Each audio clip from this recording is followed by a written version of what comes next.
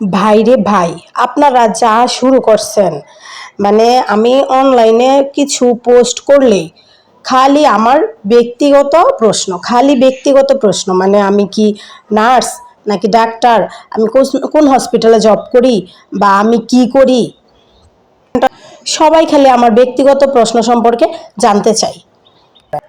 আর সব থেকে বেশি কমেন্ট আসে যে আপু আপনি কোন হসপিটালে জব করেন, আপনার হসপিটালে যাইতাম। সো ভাবতেছি যে এভাবে সবাইকে তো আর বলা পসিবল না যে আমি কোন হসপিটালে জব করি বা কি করি সব কিছু। তাই ভাবলাম যে আপনাদের কমেন্টে একটা ভিডিওর মাধ্যমে রিপ্লাই দিয়ে দিই। সো হ্যালো এভরিওয়ান, আসসালামু আলাইকুম। আমি নূপুর চলে আসছি নতুন আরেকটি ব্লগ নিয়ে, তাও আবার আপনাদের কমেন্টের রিপ্লাই দেওয়ার জন্য।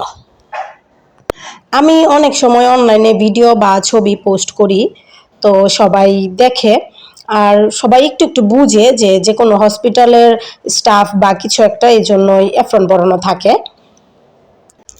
আপনারা তো জানেনই যে আমি একটা হসপিটালে জব করি, কিন্তু কোন পোস্টে জব করি বা কোন হসপিটালে জব করি এটা জানেন না, এজন্য আপনাদের মনে এত কৌতূহল। আচ্ছা ঠিক আছে, সমস্যা নাই, আজকের ভিডিওতে আমি বলে দিতেছি যে আমি কি করি না করি সব কিছু। আমি হচ্ছে গাজীপুর জেলার শ্রীপুর থানার মাওনা চৌরাস্তার মেয়ে, আর আমার নাম নূপুর।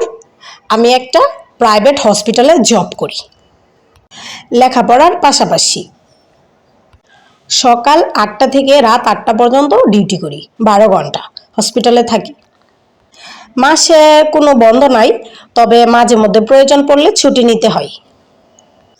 আর আমি হচ্ছে ডাক্তার বা নার্স কিচ্ছু না, বা সিস্টারের কাজ করি এরকমও না। আমি একটা প্রাইভেট হসপিটালে প্যাথোলজিতে জব করি, তার পাশাপাশি একটু পড়াশোনা করতেছি। আলহামদুলিল্লাহ, যদি আল্লাহ সহায় থাকে, পড়াশোনা শেষ করে এখন যেই কাজে নিয়োজিত আছি, এই কাজটাকেই ভবিষ্যতে কেরিয়ার হিসেবে গড়ার ইচ্ছা আছে। আশা করি আপনাদের সকল প্রশ্নের উত্তর পেয়ে গেছেন। সো আজকের মতো আল্লাহ হাফেজ, টাটা, বাই বাই। সবাই ভালো থাকবেন আর আমার জন্য দোয়া করবেন, আমি যেন লেখাপড়া শেষ করে নিজের স্বপ্ন পূরণ করতে পারি। আর হসপিটালের নামটা না হয় না জানাই থাক, কারণ আমি তো জব করি, আজকে এটাই কালকে অন্যটাই, এজন্য পার্মানেন্ট কোনো নাম বলা যাবে না।